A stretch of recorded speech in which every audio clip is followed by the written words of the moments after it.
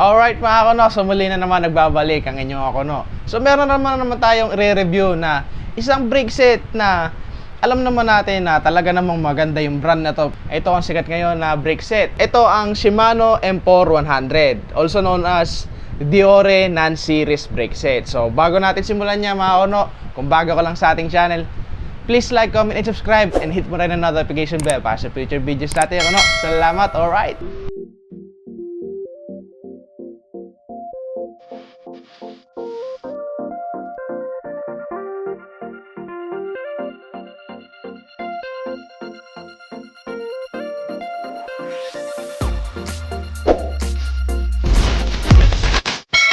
So, ano pang hinatay natin? So, i-unbox natin tong Shimano M4 100 brake set. So, ito, buksan natin ngayon to. Yun, oh, suwabe. Yan. Yun, oh. Yan, suwabing-suwabe, oh. So, ito ang laman ng package niya. So, ano lang to ako, no, ah. Bale, dalawang box to, front and rear. So, yung brake lever niya. Two finger style nga pala to, mga kuno. Then, ito naman yung fittings niya. Ayan. Ito naman yung brake caliper niya, mga kuno. So, ayan. Swabing-swabe, mga kuno. So, ang nakalagay dito sa caliper niya is BRMT 410. So, made in Valencia siya, mga kuno. Ito yung hydraulic hose niya. So, ang haba nga pala nito, mga kuno, 1000 mm or 1 meter. So, meron na siya nakalagay na fittings sa hose niya. So ilalagay na lang natin ng ano niya, yung fittings niya na to, yung pinaka-olive niya, kung ikakabit na natin mga kuno. Kasi pwede naman tong ikabit na natin to na rekta kung okay na sa inyo yung haba ng hydraulic hose. Pero kung hindi pa okay, so meron naman tayong replacement dito na olive fittings para gamitin natin. So ito naman, unbox naman natin yung rear brake set nya. Same lang din naman ang front brake natin, mga kuno. So ito ulit yung brake lever natin na two finger style. So ito naman yung caliper and brake hose. So ang haba naman nito is 1700 mm or 1.7 meter. So okay na to para sa 29 na frame. So okay na to, saktong-sakto to sa frame nyo. So kung katulad nga na sinabi natin, ito meron na rin siyang fitting. So all in all, okay naman yung packaging niya. So nakabox siya pareho. Unlike nang sa MT200 na brake set, usually mga nakikita ko pag mga nakakabili sila, mga nakasealed lang na Shimano plastic. So ito, naka-package siya na nakabox talaga, mga kuno. Ang technology nito ngayon, kakuno, yung bago nilang iSpec EV. So ang tinatawag nilang iSpec EV, mga kuno. So, itong clamp nila. Yan. Yan, yung clamp nila na yan, mga kuno. So, ang kagandahan nitong iSpec EV na to, mga kuno, yung pagka kinlam nyo dito yung iSpec EV ready na shifter, mamumove nyo siya upward, downward. So, ito dito yan. So, kaklam dito yan. Kasi, for example, nandito yung shifter natin. So, magaganon yan. Magaganon yung shifter natin, magagalaw natin. Para sa mga hindi iSpec EV ready na shifter, mga kuno, so kailangan nyo ng adapter or separated clamp na para sa shifter nyo, mga kuno. So walang problema yung shifter nyo is clamp type, walang problema kasi makakabit nyo pa rin siya sa handlebar nyo. Pero kung iSpec siya, so kailangan nyo pa ng converter para sa, halimbawa kung iSpec 1, iSpec 2 na shifter, kailangan niyo pa ng converter, mga kuno. So marami naman kayo makikita niyan sa online store natin, pati na rin sa Shopee or Lazada. So search nyo lang yung converter to iSpec EV, mga kuno. So anong first impression ko nga pala dito sa preno na to, mga kuno? So, ang ganda niya ang ganda ng brake lever niya, mga kuno. Kung makikita nyo, mukha siya mahaba, talaga mahaba siya, mga kuno, kumpara sa one finger brake lever ng Shimano, like ng Deore, SLX, tsaka XT, pati na rin ng XTR, mga kuno. Mahaba talaga siya. Pero kung pagkukumparahin nyo yung brake lever ng one finger tsaka sa two finger style, konti lang ang diferensya niya. Actually, mga kuno, na binabala ko nga sana na putulin tong brake lever na to, mga kuno, kasi sanay ako sa one finger style. Ayoko naman siyang iusog inward sa handlebar. Pero nung nakita ko siya ng personal, mga kuno, hindi naman pala ganun kahaba. So, kumbaga, standard size lang siya. Unlike ng sa MT200 na brake lever, talagang mahaba talaga siya kasi 3-finger style siya. So, bakit nga ba ang lowest version ng Deore ang binili ko? Which is yung Deore M4100 series, imbes na yung Deore M600 na series niya, mga kuno. So, unang-una na dyan, halos same lang ng caliper yung Deore M600 tsaka yung M4100. Pareho lang sila. Kaya lang, ang pinagkaiba lang nila, yung M4100. So, ang mga gamit mo lang na brake pad dito is yung standard brake pad lang ng Shimano, which is suitable for non-series lang talaga. Hindi ka magagamit ng brake pads na may cooling pin gaya ng sa Deore, SLX, XT or XTR. Kung hindi naman kayo gumagamit ng mga ganong brake pad, okay na sa inyo yung M4100. Yung braking power naman ng Deore M4100 tsaka yung Deore M600 ay pareho lang naman yung braking power niya, pareho lang naman din maglalak. So, anong sense ang bumili tayo ng mamahalin? So, pero ang main difference talaga ng M4100 tsaka yung M600 na brake set is yung eto. Ayan. Yung brake lever niya, mga kuno. So, ano nga ba pinagkaiba ng Deore M4100 and Deore M600 na brake lever? Unang-una na dyan is yung haba ng pinaka-lever niya, mga kuno. Ito. Yung sa Deore M600, 1-finger style lang. Tsaka ito, 2-finger siya. Pero kung titignan nyo siya ng malapitan, halos negligible na yung yung haba Halos konti lang ang diferensya. So talagang nagkakatalo sila dito sa pinaka master cylinder ng preno, mga kuno. Unlike kasi dito, yung physical appearance niya halos pareho lang na sa Deore M600. Ito nga lang sinasabi ko na magkaiba yung pinakahaba ng lever niya.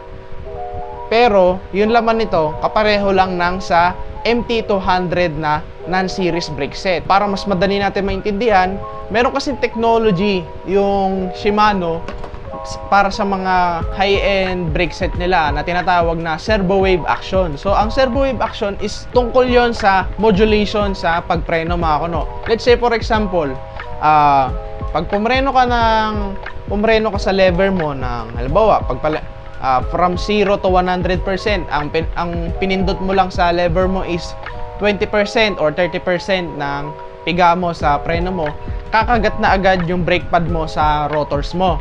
So, unlike sa non-series brake set, eto, kagaya nga ng ng M4100, so, kailangan mo siya ng either 0 or 100% na piga bago kumagat yung preno. Ang disadvantage lang ng mga kuno, pagka magte-trail ka, kung hindi mo masyadong gamay yung bike mo, magugulat ka sa preno mo kasi pagka pinreno mo agad yung non-series, agad sarado or kagat yung preno mo agad sa rotor mo, kuno. Unlike sa high-end brake set ng Shimano, which is yung meron nga servo wave action, mo siya, makokontrol mo yung preno mo unti-unti. Halimbawa, 30%, babagal ka lang ng konti kasi usually yung mga ganong modulation or servo wave action, mas ma-appreciate mo siya kung ikaw ay naglalaro ng trail or downhill, mga kuno, kasi syempre alam mo naman natin yung downhill pabilisan niyan lumusong. So kung gagawin mo na agad sarado yung preno mo, so mawawalan ka ng speed pabulusok. Unlike ng nire-restrict or tinotrottle mo lang yung bilis mo pabulusok, at least makakapag-cope up ka pa rin makakapag-speed up ka pa rin ng preno mo. Kumbaga, ma-maintain mo pa rin yung speed mo, mga kuno, sa lusong. To make it short, kung ikaw yung rider na ayaw mo nang bumabagal ka bigla, kumbaga nababawasan lang ng konti yung bilis mo habang lumulusong, tapos gusto nyo pa magamit yung mga other technology ng Shimano like ice-tech technology. Yung ice-tech technology kasi, mga kuno, yun yung cooling effect na ginagamit ng Shimano para maging efficient palalo yung braking system natin, lalo pagka lumulusom tayo, mga kuno, kasi alam naman natin pag mintres na umiinit yung preno natin, nababawasan yung efficiency ng braking power natin. Kaya ang naging solusyon ng Shimano doon, mga kuno, is yung ice-tech technology para mabawasan yung init, then maging efficient yung braking system. Para naman sa non-series mga kuno, so kung ikaw naman yung rider na talagang balagbag ka talaga tapos gumagamit ka lang ng preno, pagka talagang alanganin na talaga, so okay na yung mga non-series brake set natin mga kuno. Malalakas din naman yan mga kuno. Talagang sa totoo lang mga kuno, yung mga brake set na yan ng Shimano, nagkakatalo lang yan sa material, sa durability, tsaka sa availability ng technology mga kuno. Pero all in all, halos pare-pareho lang yan ng braking power. So kumbaga, choose your own poison nga naman mga kuno. So alam na natin yung technology, yung specs, so nalaman na rin naman natin yung laman ng packaging, at nasabi ko na rin naman yung first impression mga kuno. So ano pa inaantay natin? Ikabit na natin to. So tara, let's go!